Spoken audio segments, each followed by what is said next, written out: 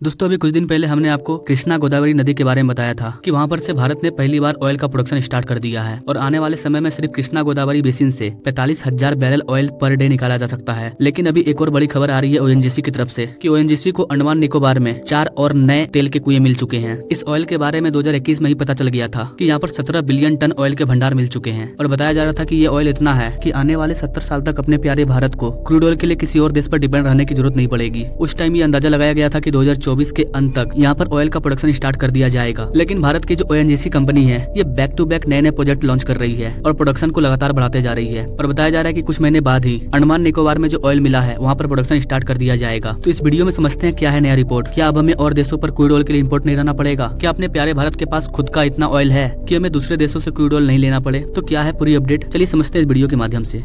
स्वागत है आपका भीष मोटिवेशन का एक और वीडियो में। मैं विकास।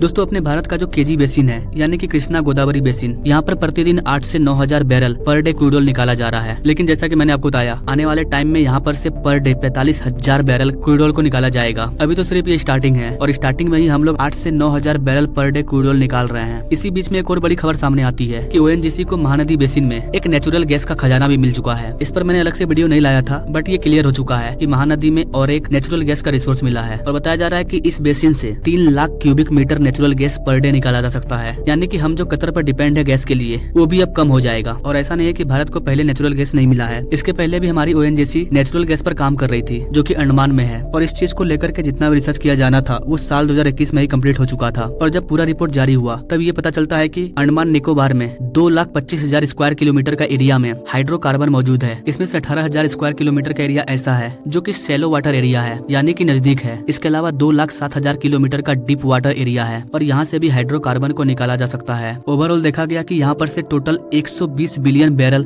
कच्चा ऑयल निकाला जा सकता है। 120 बिलियन यानी कि 120 अरब की बात हो रही है। This is the huge amount. अभी अपने भारत में क्रूड ऑयल की जो कंजप्शन है वो 4 से 4.5 मिलियन बैरल पर ईयर की है और हमें जो क्रूड ऑयल मिला है 120 बिलियन नॉट मिलियन। इतने क्रूड ऑयल से भारत 70 सालों तक किसी और देश पर डिपेंड नहीं होगा क्रूड ऑयल के लिए। यानी कि अरब कंट्री समेत रसिया से भी अगर ऑयल नहीं आए तो भारत को कुछ फर्क नहीं पड़ेगा। लेकिन इसके बाद भी भारत हर देश से ऑयल ले रहा है क्योंकि यहाँ पर अभी प्रोडक्शन स्टार्ट नहीं हुआ है। और जैसा कि मैं आपको हर वीडियो में बताता हूँ जो अपना स्टोरेज है वो तो अपना है ही, उसका यूज हम कभी भी कर सकते हैं। अगर अभी हम अपना खजाना सारा निकाल लेंगे तो हमारी धरती भी खोखली हो जाएगी, इसलिए हम ऐसा नहीं कर रहे हैं। अभी हमारे पास कैपेसिटी है तो हम दूसरे देशों से मंगा रहे हैं। और चूंकि आने वाले टाइम में क्रूड ऑयल का यूज नहीं होगा तो हमें अपने क्रूड ऑयल को यूज करना पड़ेगा। हो सकता है कि आज से 20 साल बाद क्रूड ऑयल का यूज करना ही ना पड़े क्योंकि पूरी दुनिया रिन्यूएबल एनर्जी की तरफ जा रही है। तो ऐसे में हमारा जो स्टोरेज है वो बचा का बचा रह जाएगा। खैर ये तो फ्यूचर की बातें हैं। अभी की बड़ी खबर यही है कि भारत को अब इतना क्रूड ऑयल मिल चुका है कि हम 70 सालों तक दूसरे देश पर डिपेंड नहीं रहेंगे। और यही कारण है कि मैंने अभी कुछ दिन पहले इस टॉपिक पर वीडियो बनाया था कि भारत ने अपने $50 बिलियन का क्रूड ऑयल कैंसिल कर दिया है जिसे हम अपने स्ट्रेटेजिक ऑयल के रूप में स्टोर कर सकते थे।